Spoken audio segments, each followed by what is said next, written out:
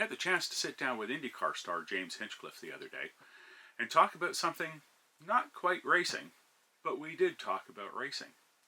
And his old buddy from the karting days, Nick Jameson, had a chance to ask him a few things about what was coming up for 2015. So James, you're here promoting your new beer. Yes, I am. It's a beautiful restaurant. Yes, beautiful wine cellar, Barberian Steakhouse. Yeah. Tell me a little bit about its history, how it came to be. So Hinchtown Hammerdown Golden Ale.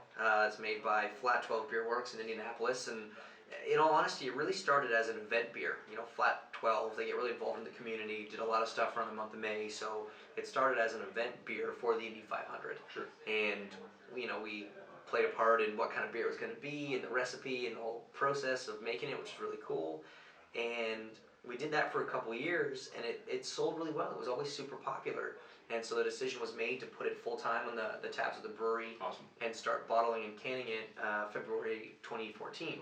So, you know, a year into the program now, and we're in 4 or 5 states now, all over Indianapolis and Indiana, which is cool. We're in Lucas Oil Stadium where the Colts play. Awesome. We're in Bankers Life Fieldhouse where the Pacers play, with Indianapolis Motor Speedway where I play. And the big thing for 2015 was to get it into Canada, because we had a ton of response from up north. We know how to drink beer, let's be honest. And so everybody wanted to give it a try. And, you know, we've hooked up with Aaron Barberian from Barberian Steakhouse, and he is using some of his influence and some of his contacts, and we're getting really close to getting it into Ontario. So I want it to be nationwide, but, you know, you got to start somewhere. Small so steps. Absolutely. Canadian beer, did you make it a real Canadian beer? 2%, 3%? 5.0. Yeah, that'll do. That's, you know, it's a good drinking beer. You can have a couple of those, and it's drinkable. I mean, it's craft beer sometimes so heavy. Yeah. You feel like you've had a turkey dinner after eating it. This is not. I mean, you can drink these all day long. I mean, I might drink it just to like squish the can or something. How's it been this off season? I know it's been kind of busy for you, switching teams and everything, but it does seem like a really long off season. It's been so long, you know, and it's funny because, you know, even if you do have all this free time, they'll fill it up. It's been a very busy off season, despite the fact we stopped racing 6 weeks earlier, and we weren't really testing until the new year. Yeah. But no, I mean, it's all part of it, and we're just so ready to go racing. Yeah. You know, I mean, testing is one thing. Obviously, the testing we have been doing is with the old body work. Now we've got the new body work, and we've crammed like 4 or 5 days into the last 2 weeks of the off season before we head to St. Pete. A lot to learn, but at the same time, everybody's super excited.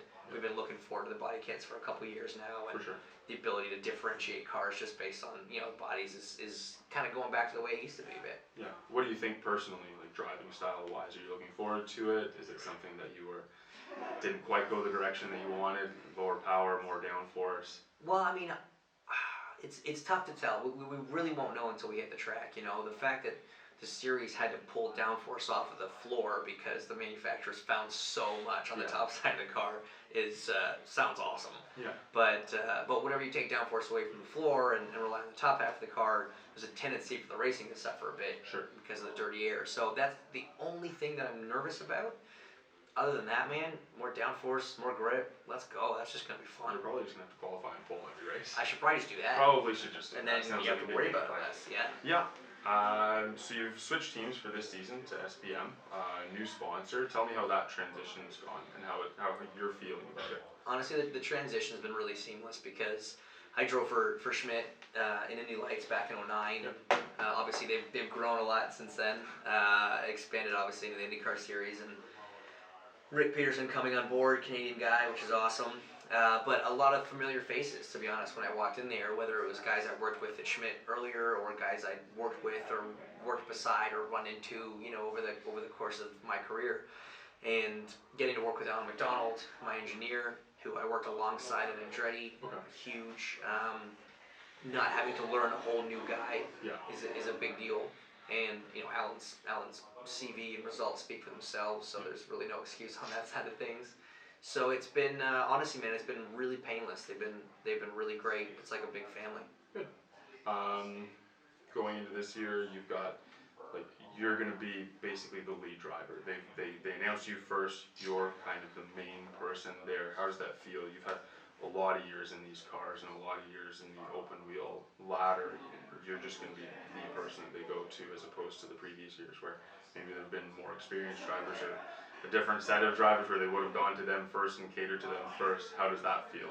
Is there more pressure, less pressure? Do you feel more in control? I think there's a little more pressure for sure. I mean, it's exciting and terrifying all at the same time. Sure. But I've been very fortunate that I've been teammates with some really good, experienced guys, and I've seen how they work and what they do, and I've seen what that role looks like. Yeah. You know, from a first-hand perspective, so to speak, and now kind of being that role. Like I said, it's exciting. It is terrifying because it does come with that added responsibility, that added expectation. But whether I was the number 1 guy or the number 4 guy, your expectations internally are the same. You're there to win. For sure. So it doesn't change a lot. For me, I think it changes the outside perception more than anything. Sure. But yeah, it's something I'm just looking forward to getting to work on.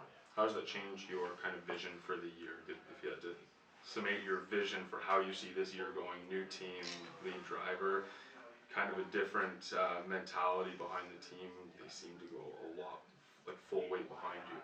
It's honestly the outlook for this season is just, it's all about not making mistakes. You know, there's so much in this sport that you don't control, and our whole sort of focus as a team has been everybody has to know exactly what their job is, and everybody just has to pull that job off week in and week out. Sure. Some days that means you're not going to be the quickest guy, but just do your job, get to the finish, get the results that we can get. That's what this team's been so strong at. You know, I mean, the championship positions that they've had the last couple years don't necessarily reflect the fact that they were the fastest car week in and week out. Yeah. But the team is just super consistent across the board, and that is such an asset in this series.